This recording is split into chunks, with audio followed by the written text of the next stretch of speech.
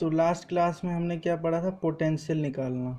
ठीक है, पोटेंशियल कहाँ कहाँ पे देखा था हमने निकालना, एक देखा था एक्सिस पे, और दूसरा एक एक्सिस पे देखा था, एक देखा था हमने इक्वेटोरियल पॉइंट पे,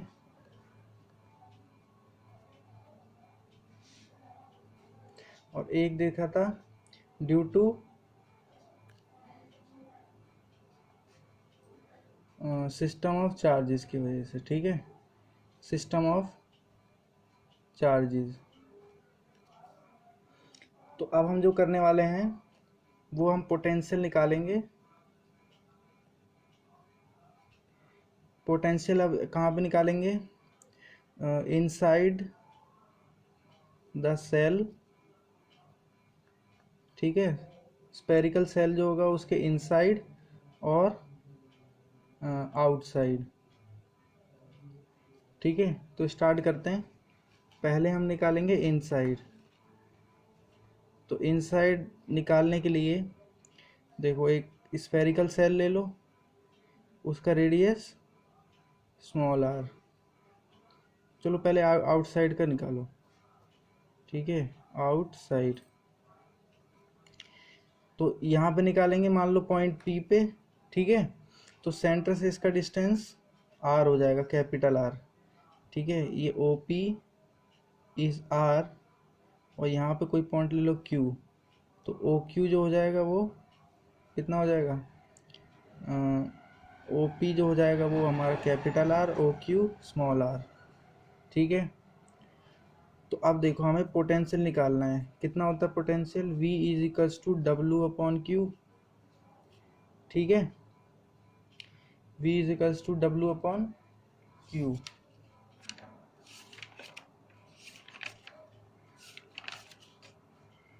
ठीक है, तो देखो V कितना होता है, 1/4 पाई एप्सिलॉन नॉट इंटू में, ये तो हमारा फॉर्मूला है डेफिनेशन से जो आया था। और V जो हमने निकाला था किसी भी पॉइंट पे क्या होता है, V is equals to 1/4 pi epsilon naught Q upon उसका डिस्टेंस। तो यहाँ से यहाँ का डिस्टेंस r है, तो ये हो जाएगा r। ठीक है, तो ये डिस्टेंस ये आ जाएगा पोटेंशियल। ये कहाँ पे है, आउटसाइड द सेल। ठीक है, ये आउटसाइड है। अब हम निकालेंगे इनसाइड के लिए।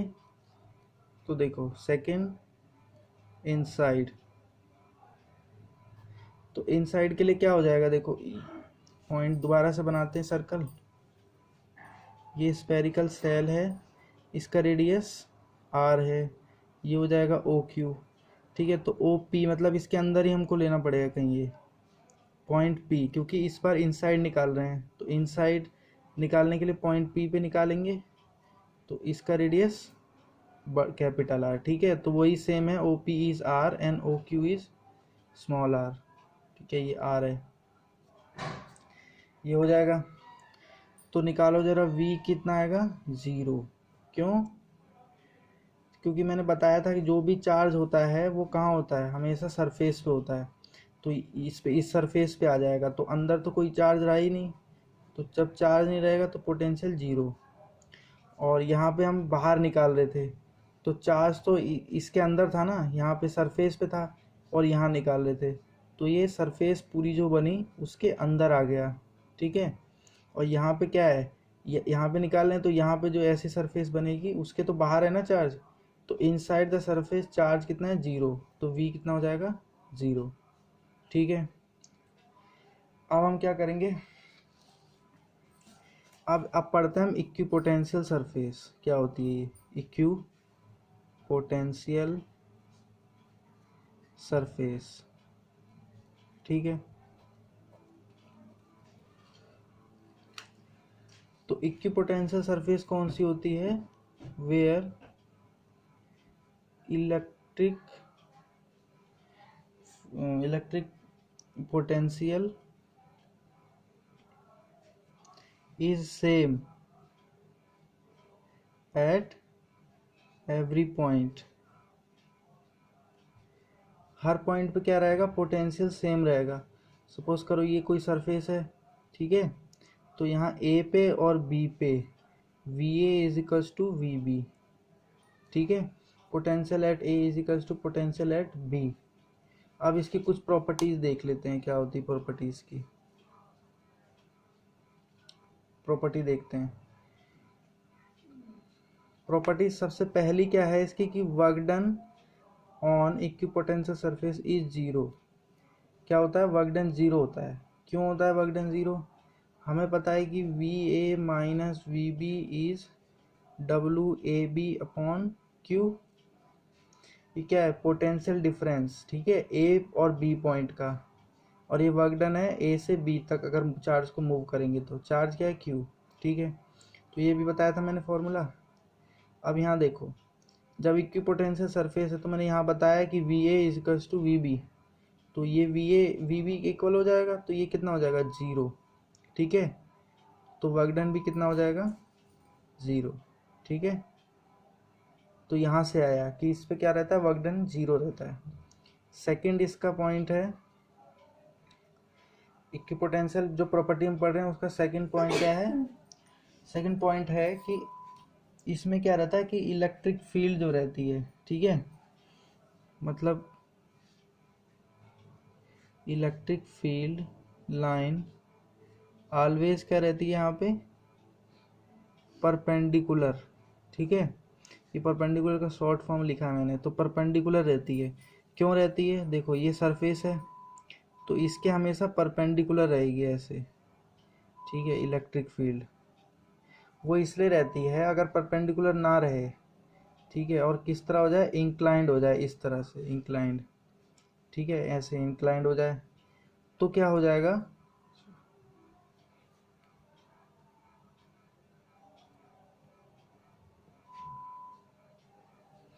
इस तरह से। यहाँ इंक्लाइंड अगर हो गई है ई, तो देखो इसको दो कंपोनेंट बनेंगे, एक इधर और एक इधर। ठीक है, तो ये क्या हो जाएगा,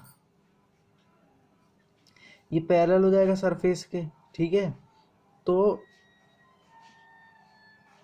चार्ज इसके साथ साथ मूव करने लगेगा। ठीक है, तो इस चार्ज क्या रहेगा, मूव करने लगेगा इसके साथ, इलेक्ट्रिक फील्ड की लाइन के साथ।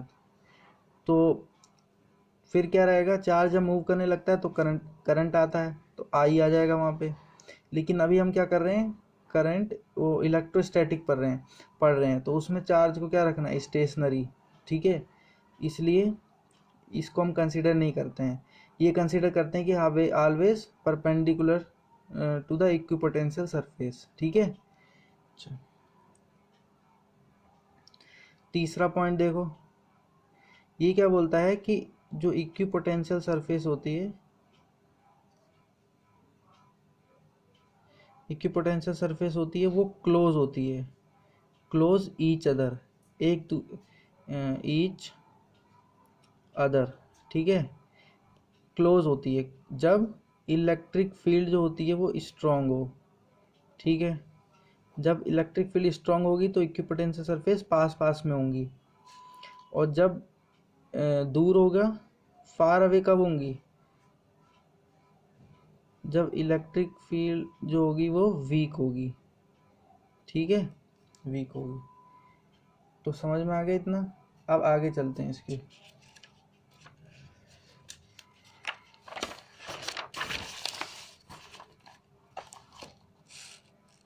देखो इसकी जो लास्ट प्रॉपर्टी है वो क्या है, लास्ट प्रॉपर्टी इसकी है कि नेवर कट ईच अदर। क्या करती है, नेवर कट, मतलब कट नहीं करती है कभी भी एक दूसरे को ये। ठीक है, कभी भी एक दूसरे को कट नहीं करेंगी जो भी इक्विपोटेंशियल सरफेस होती है। और इसका रीज़न क्या है, कट करेंगी तो वही वाला रीज़न है कि इलेक्ट्रिक फील्ड की दो डायरेक्शन हो जाएंगी एक पॉइंट पे। ठीक है, तो वो पॉसिबल नहीं होता है, वो मैंने सभी बताया था। तो इस वजह से नेवर कट ईच अदर, एक दूसरे को कट नहीं करती इक्विपोटेंशियल सरफेस। तो अब देखो मैं बना के दिखाता हूँ इक्विपोटेंशियल सरफेस कैसी होती है। अगर हम पॉजिटिव चार्ज ले लें, ठीक है, पॉजिटिव चार्ज ले लें तो इसकी इलेक्ट्रिक फील्ड कहाँ रहती है, बाहर की तरफ। तो इक्विपोटेंशियल सरफेस ऐसे रहती है, ये जो डैश डैश से दिखा रहे हैं ये इक्विपोटेंशियल सरफेस। ठीक है, ये डैश से जो दिखा रहे हैं,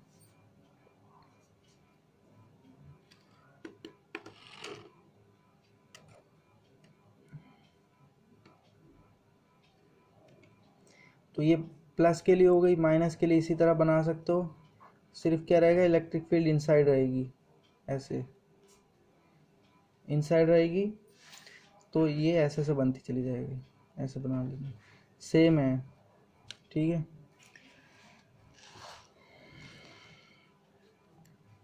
अब बनाते हैं एक चार्ज पॉजिटिव और एक चार्ज नेगेटिव। तो इसके लिए मैंने बताया था कि कहाँ से पॉजिटिव के लिए तो बाहर की तरफ, तो पॉजिटिव से कहाँ जाएगी, नेगेटिव, नेगेटिव के लिए इनसाइड, तो ये ऐसे लूप बन जाता है, ऐसे, ठीक है। तो यहाँ ऐसे और यहाँ ऐसे, और इसकी भी अंदर की तरफ। अब एक चीज़ देखो, ये जो दिखा रहा हूँ मैं एरो से, ये क्या है, ये इलेक्ट्रिक फील्ड लाइंस हैं। तो जहाँ पे इलेक्ट्रिक फील्ड लाइन ज़्यादा हैं वहाँ पे क्या होगा, इलेक्ट्रिक फील्ड भी ज़्यादा होगी। तो अंदर की तरफ यहाँ पे क्या है, इलेक्ट्रिक फील्ड ज़्यादा है और बाहर की तरफ कम है, तो क्लोज कहाँ हो गया, अंदर की तरफ क्लोज क्लोज बनेगी इक्विपोटेंशियल सरफेस। कैसे, देखो यहाँ पे तो क्लोज रहेगी, यहाँ पे दूर दूर चली जाएगी, यहाँ पे क्लोज, यहाँ पे दूर दूर दूर, ठीक है। यहाँ पे क्लोज, फिर दूर, ऐसे, फिर ऐसे क्लोज, फिर यहाँ से दूर दूर, ऐसे, ठीक है। इसी तरह यहाँ पे भी क्लोज और इधर दूर, यहाँ पे क्लोज, ऐसे दूर,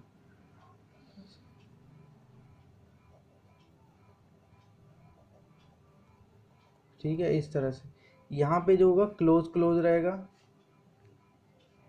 और इधर दूर, यहाँ पे क्लोज और इधर दूर, ठीक है। इसी तरह अगर पॉजिटिव पॉजिटिव चार्ज का बने, अगर पॉजिटिव पॉजिटिव चार्ज का, तो मैं एक बार ऐसे दिखा देता हूँ, बनाऊंगा नहीं। देखो यहाँ पे क्या है, ये पास पास हैं, क्यों, क्योंकि इस बार क्या है, देखो इलेक्ट्रिक फील्ड लाइंस इस तरफ ज़्यादा हैं, है ना, इस तरफ ज़्यादा है, तो यहाँ पे क्लोज है और इधर दूर दूर है, क्योंकि यहाँ इलेक्ट्रिक फील्ड लाइंस कम है, तो इलेक्ट्रिक फील्ड यहाँ पे कम है, तो स्ट्रांग नहीं है, स्ट्रांग नहीं होगी तो फार अवे होगा, जो पहले बताया था मैंने, दूर दूर बनता है, ठीक है। और यूनिफॉर्म इलेक्ट्रिक फील्ड में इक्विपोटेंशियल सरफेस ऐसे रहती है, ये जो मैंने दिखाया है, ठीक है। इलेक्ट्रिक फील्ड हमेशा क्या रहेगा, नॉर्मल, ठीक है, नॉर्मली तो है ये, तो नॉर्मल रहेंगी, ठीक है।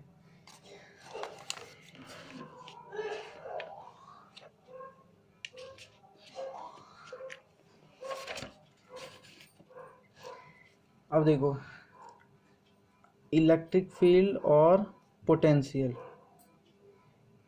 मतलब V, ये किसको शो करते हैं, इलेक्ट्रिक फील्ड स्ट्रेंथ को। तो इन दोनों के बीच में भी कोई रिलेशन होना चाहिए ना, रिलेशन किसके होना चाहिए, बिटवीन E एंड V के। तो वो रिलेशन हम अब फाइंड आउट करते हैं, ठीक है। तो देखो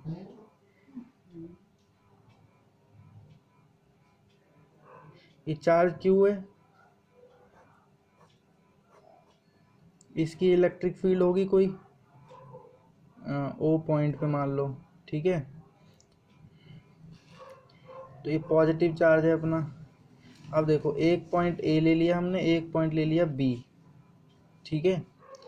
अब यहाँ पे क्या होगा, VA, ठीक है, और यहाँ क्या होगा, VB, ठीक है। अब देखो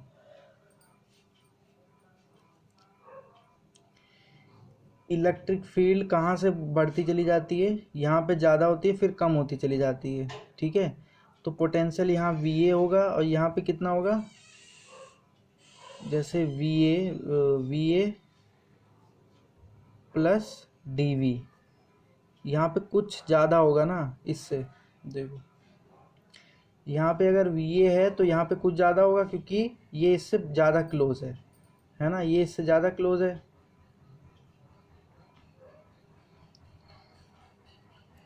जैसे V जो हम निकालते हैं 1/4πε0 इंटू Q/R, ठीक है, ऐसे निकालते हैं। तो देखो ये क्या होता है, डिस्टेंस होता है चार्ज से, तो यहाँ से यहाँ तक का डिस्टेंस कम है और यहाँ से यहाँ तक का डिस्टेंस ज़्यादा है, तो यहाँ पे जो पोटेंशियल होगा वो A से ज़्यादा होगा, तो इसीलिए VA प्लस DV कितना ज़्यादा होगा, DV ज़्यादा होगा, और यहाँ पे VA होगा, ठीक है। तो हम पोटेंशियल डिफरेंस अगर निकालें, पोटेंशियल डिफरेंस अगर निकालें तो क्या हो जाएगा, वो V B minus V A, ठीक है। तो वो कितना हो जाएगा, V A plus D V minus V A. देखो ये क्या था, V A plus D V और ये वी ए था, ठीक है। तो दोनों को माइनस कर दिया, ये इससे कैंसिल हो गया, कितना आया, डी वी आया, ठीक है। V B minus V A कितना आया, डी वी आया, ठीक है। तो अब इसके आगे बढ़ते हैं। देखो अब हम निकालते हैं work done, work done in bringing the charge from A to P. तो क्या हो जाएगा, वो डब्लू ए बी, ठीक है, डब्लू ए बी हो जाएगा। तो वर्क डन क्या होता है, जैसे वी ए जो मैंने फॉर्मूला बताया था, देखो फॉर्मूला क्या बताया था, V B minus V A, potential difference is work done A B upon Q, यही तो होता है। तो यहाँ से अगर वी ए इधर मैं ले आऊँ, वी ए बी मतलब डब्लू ए बी, तो V B minus V A upon Q हो जाएगा, ठीक है।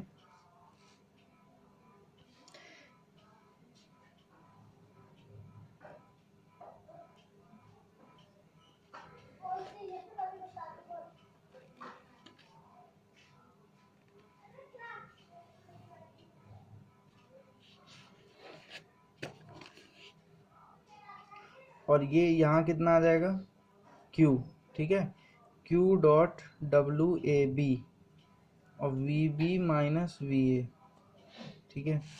अब देखो W क्या होता है, फोर्स इनटू डिस्टेंस, यही तो होता है। तो डिस्टेंस यहाँ से यहाँ तक की कोई डिस्टेंस लेनी पड़ेगी, जिसको मैं dx ले लेता हूँ। तो यहाँ कितना आ जाएगा, F into D X Q is V B minus V A, ठीक है। और फोर्स कितना होता है, फोर्स निकाल लेते हैं।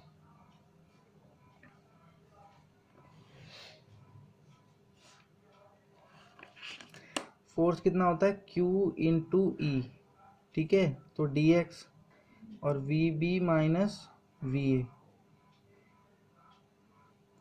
और देखो वी माइनस वी ए कितना आया था हमारा, डी वी, तो ये इसको डी वी रख दो,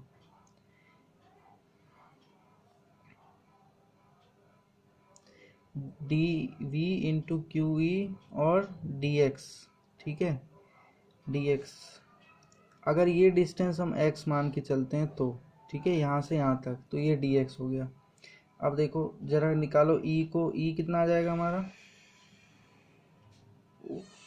एक इधर भी q था ना,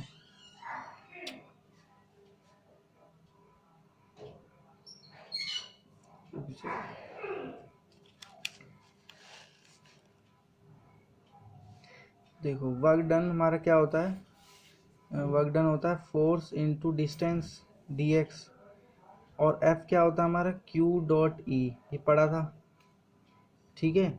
अब ये वर्क डन किसके इक्वल होता है, जो फॉर्मूला बताया था मैंने, work done is equals to V B minus V A dot Q, ठीक है। ये फॉर्मूला था, वो फॉर्मूले में थोड़ी गड़बड़ हो गई, ठीक है, ये था। तो Q इसके साथ मल्टीप्लाई और Q इसके साथ था नहीं,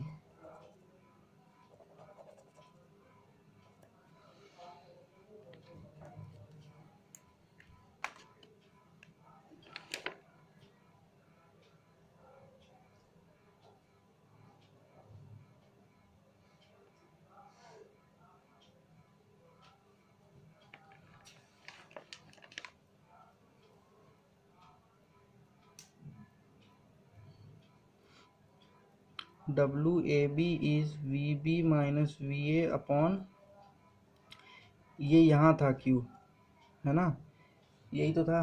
तो इसको यहाँ पे मल्टीप्लाई करो तो डब्लू ए बी, तो Q into V A minus V B, या तो V B minus V A, कुछ भी कर लो, ठीक है।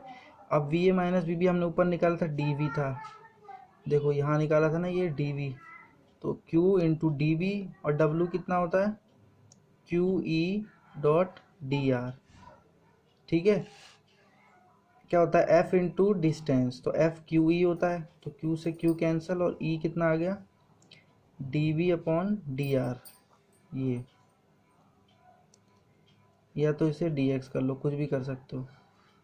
तो इसका मतलब क्या है कि इलेक्ट्रिक फील्ड की डायरेक्शन में, ठीक है, जैसे इलेक्ट्रिक फील्ड लाइन है ऐसे, तो इसकी डायरेक्शन में ऐसे, तो पोटेंशियल क्या होता है डिक्रीज होता चला जाता है, ठीक है। और ये उसके बीच, ये उसके वाला रिलेशन है, वो हमको यहाँ भी पता है कि जैसे इलेक्ट्रिक फील्ड यहाँ पे बढ़ती चली जा रही है, तो पोटेंशियल यहाँ का ज़्यादा यहाँ का कम, एक पॉइंट यहाँ ले लोगे तो और कम हो जाएगा, फिर एक पॉइंट यहाँ तो और कम हो जाएगा। तो इलेक्ट्रिक फील्ड की डायरेक्शन में पोटेंशियल क्या होता है कम होता चला जाता है, ठीक है। आगे बढ़ते हैं।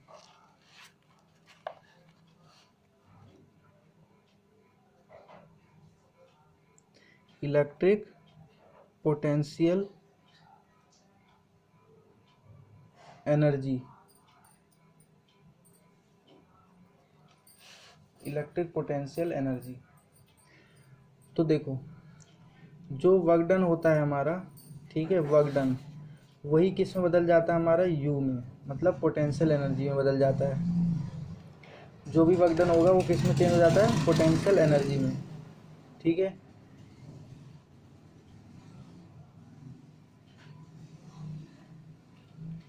तो हमें क्या निकालना है वर्क डन निकालना है सिर्फ, ठीक है। तो वर्क डन निकालने के लिए जैसे कि हमें पता है कि V is equals to W upon Q, तो V into Q is W, ये हमें पता है। तो हमें V निकालना होगा, और V सिंपल है निकालना। ये क्या है electric potential energy due to two charges, ठीक है, two charges, electric potential energy due to two charges, दो चार्ज की वजह से। तो एक चार्ज यहाँ ले लिया हमने Q1, एक चार्ज यहाँ ले लिया Q2, ठीक है, इनके बीच का डिस्टेंस ले लिया R। तो V कितना हो जाएगा 1/4πε0 इंटू में Q1 अपॉन R, अगर मैं Q2 पे निकालता हूँ तो, ठीक है, तो यही होता है। तो अब हम क्या निकालेंगे यहाँ पे वर्क डन, वर्क डन क्या होता है V डॉट Q, ठीक है। वर्क डन कहाँ से निकालेंगे in bringing a charge from infinity से यहाँ तक लाने में, ठीक है। तो वो कितना हो जाएगा, मतलब यहाँ तक लाने में तो Q2 आएगा इधर, यहाँ पे देख रहे हैं ना वर्क डन कितना हो रहा है, तो V ये वाला 1/4πε0 इंटू में Q1 dot R, Q1 upon R into Q2, तो W कितना हो गया 4πε0 into Q1 into Q2 upon R, और यही वर्क डन किस में बदल जाता है एनर्जी में, तो U में।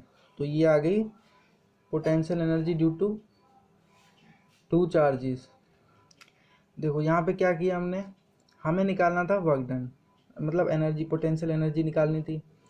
इस पे पोटेंशियल एनर्जी निकालने के लिए हमें वर्क डन निकालना पड़ेगा, वो होता है V इंटू क्यू, ठीक है। अब इस पे निकालें तो ये तो Q2 हो गया अपने आप, और V जो है वो हमें इस पे पोटेंशियल चाहिए, इस पे कितना पोटेंशियल पड़ रहा है, तो वो किसकी वजह से होगा इसकी वजह से, तो इसकी वजह से इस पे कितना पोटेंशियल है वो हमने ये V निकाल दिया, ठीक है। तो जिस चार्ज की वजह से होता है वो चार्ज इधर आता है, और लेकिन ये पोटेंशियल किस पे है इस पे, तो इसको लिख दो V2, ठीक है।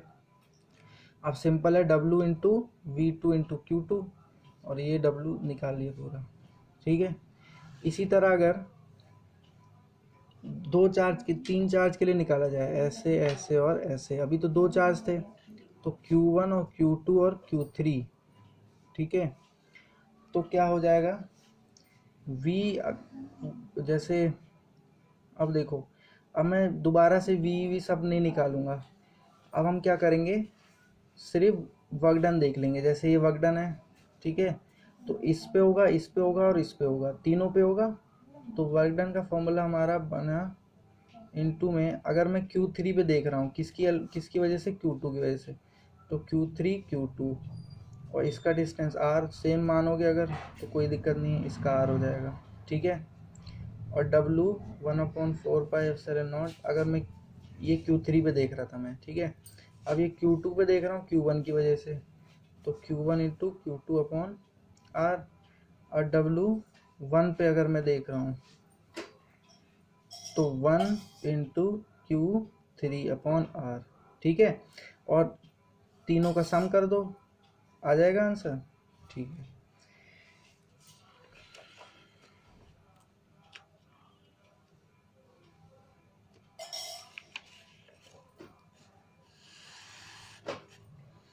ये तो हमने देखा चार्ज की वजह से। अब अगर किसी चार्ज को, सपोज करो ये चार्ज है, इसे इलेक्ट्रिक फील्ड में छोड़ दिया जाए, ठीक है, इसको किसी इलेक्ट्रिक फील्ड में अगर छोड़ दिया जाए तो इसकी मतलब इससे पोटेंशियल एनर्जी कितनी होगी, ठीक है। अभी तो हमने क्या निकाला, electric potential energy due to 2 charges, electric potential energy due to 3 charges, वो उसका ये था। अब electric potential energy due to single charge in an uniform electric field, ठीक है, तो ये इलेक्ट्रिक फील्ड है ये, और इसमें हमें एक चार्ज पड़ा हुआ है, तो देखो W ही तो निकालना है, W कितना होता है Q इंटू V, ठीक है, और ये Q किस में चेंज हो जाता है U में, तो Q V, ये आंसर आ जाएगा इसका, ठीक है, छोटा सा है। अब यहाँ तो एक चार्ज थे, अगर यहाँ पे दो चार्ज हो जाएं तो दो चार्ज कर लो Q1 और Q2, ठीक है, इनके बीच का डिस्टेंस R ले लो, इनके बीच का डिस्टेंस यहाँ ले लो, तो Q1 Q2 बीच का डिस्टेंस R, ठीक है, ये इलेक्ट्रिक फील्ड में सपोज कर लो। तो यहाँ पे अगर मैं निकालूँ वर्क डन, तो देखो अब यहाँ पे कितने चार्ज हैं, दो चार्ज हैं,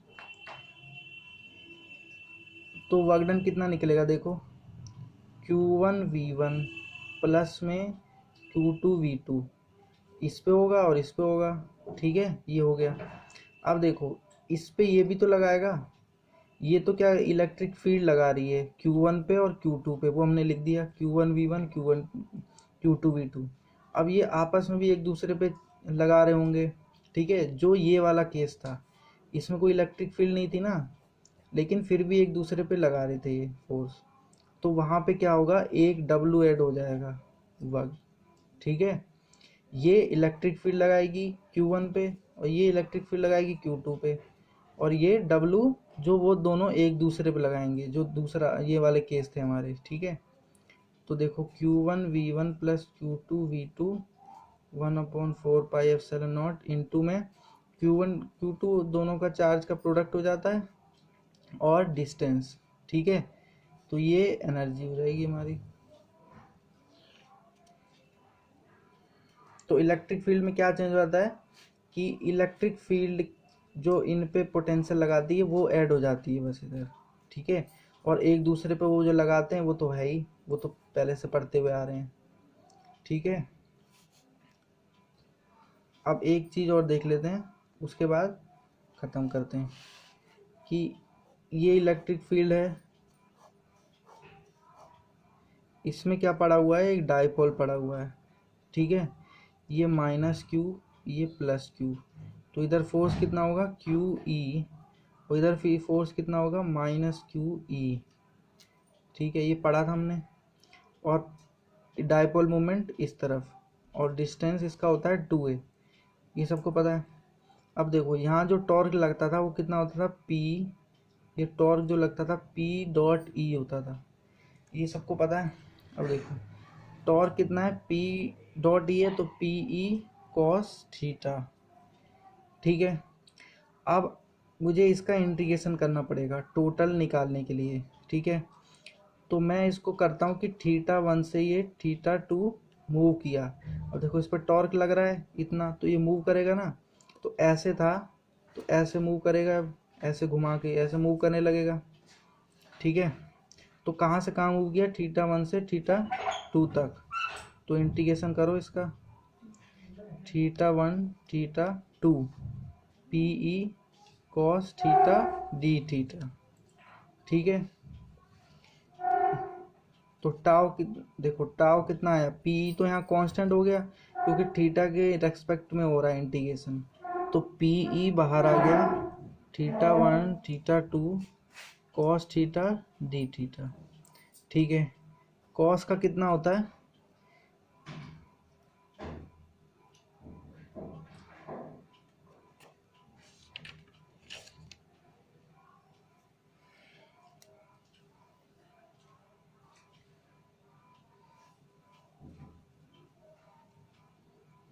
यहाँ पे होता है क्वी क्रॉस ई, तो यहाँ आता है साइन, और यहाँ पे भी आता है कितना, साइन। ठीक है, यहाँ पे भी आएगा साइन। तो जब साइन का इंटीग्रेशन करोगे तो यहाँ कितना आ जाएगा, कॉस थीटा Q1 से Q2। तो टाउ कितना हो जाएगा, P E cos theta 1 minus cos theta 2। अब मैं मान लेता हूँ कि पहली जो कंडीशन थी वो 90 डिग्री पे था, मतलब ये ऐसे था 90 डिग्री। ये अगर इसको पेन को डायपोल माने तो ये इलेक्ट्रिक फील्ड के परपेंडिकुलर, तो ये कितना हो गया 90, और थीटा 2 कितना हो गया 0। तो अब टॉर्क कैसे लगेगा, ऐसे था 90, अब फिर 0 हो गया एंगल ऐसे। तो पहला केस कौन सा है, मतलब पहला थीटा 90। जब मैंने बोला था इस पर टॉर्क लगेगा, तो टॉर्क कैसे लगा, ये ऐसे घूम गया, अब कैसे हो गया, पैरेलल हो गया। पैरेलल में थीटा 0 होता है। ठीक है, तो थीटा 0 हो गया। तो टाउ कितना हो गया, पी ई, देखो पहला 90 तो कॉस 90 0, कॉस यहाँ माइनस, तो माइनस कॉस 0, कॉस 0 1 होता है, तो माइनस पी ई। ठीक है, ये हो गया जो हमारा वर्क डन आया। देखो जो टॉर्क है, ठीक है, टॉर्क जब घूमता है ऐसे तो ये क्या कर देता है, वर्क डन हो गया ना ये। तो ये जो टॉर्क है ये वर्क डन में चेंज हो जाता है, माइनस पी ई। ठीक है, और वर्क डन किस में वर्क डन क्या होता है, एनर्जी, तो माइनस पी ई। ये किसकी एनर्जी हो जाएगी, energy in a energy of dipole in uniform electric field. ठीक है, इसकी हेडिंग क्या है इसकी, energy of dipole in electric field. ठीक है,